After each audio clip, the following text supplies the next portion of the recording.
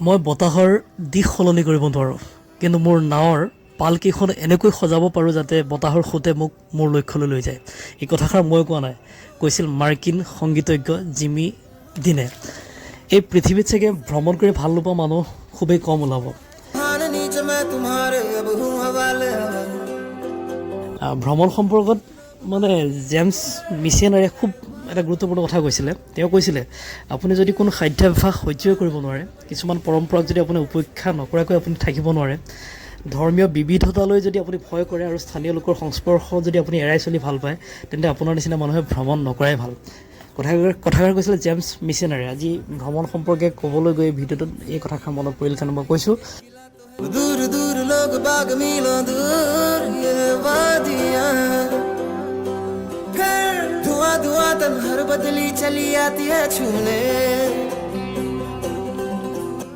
पर कोई बदली कभी कहीं कर दे तन गीला ये भी ना। আমি এইবাৰ ওলাইছিলোঁ পাছিঘাটৰ অৰুণাচল প্ৰদেশৰ পাছিঘাটৰ বদাকলৈ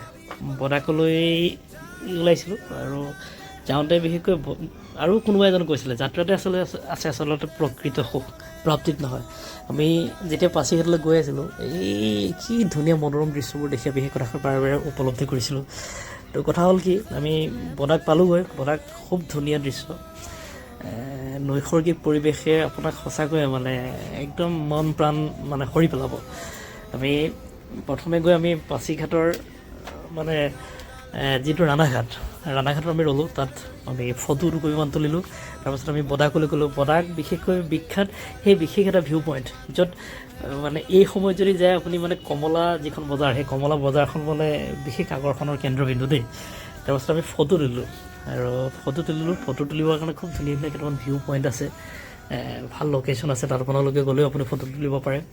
আৰু এই বদাকত এটা মানে ওখ টিলা নিচিনা এটা আছে। সেই টিলাটোত মানুহে প্ৰায়বিলাকে উঠি ভিডিঅ' কৰে। এই যে আপোনালোকে দেখি আছে ভিডিঅ'টোত, সেইটো হৈছে তেনেকুৱা এটা টিলা। আৰু সেই টিলাটোৰ পৰা গোটেই সেই ওখৰ চৌপাশটো মানে খুব ধুনীয়াকৈ চাব পাৰি। কিন্তু অলপ ৰিক্সিও হয়। আপোনালোকে যদি কেতিয়াবা তালৈ যায়, সেই পাহাৰটোত পৰাপক্ষত নুঠিলে বেয়া নহয়, যদি উঠে সাৱধানে উঠিব লাগিব। আৰু বদাকলৈ গৈ থকা ৰাস্তাটো মানে আপুনি ক'ব লাগিব, মানে কি ধুনীয়া হ'ব। মানে সঁচাই মানে অৰুণাচলখন আমাৰ নৰ্থ ইষ্ট সৌন্দৰ্যৰ আকৰ।